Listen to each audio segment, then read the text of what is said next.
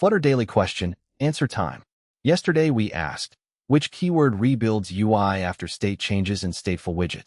The correct answer is C, setState. setState tells Flutter that data changed and build should run again with the new values. If you commented the correct answer on yesterday's video, congratulations. Drop a fire emoji in the comments so we can feature you. We shout out correct answers every episode. Now here is today's question, question number 3. Which file lists package dependencies in a Flutter project?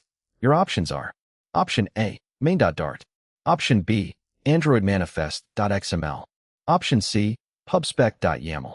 Option D, package.json. Pause the video if you need time to think.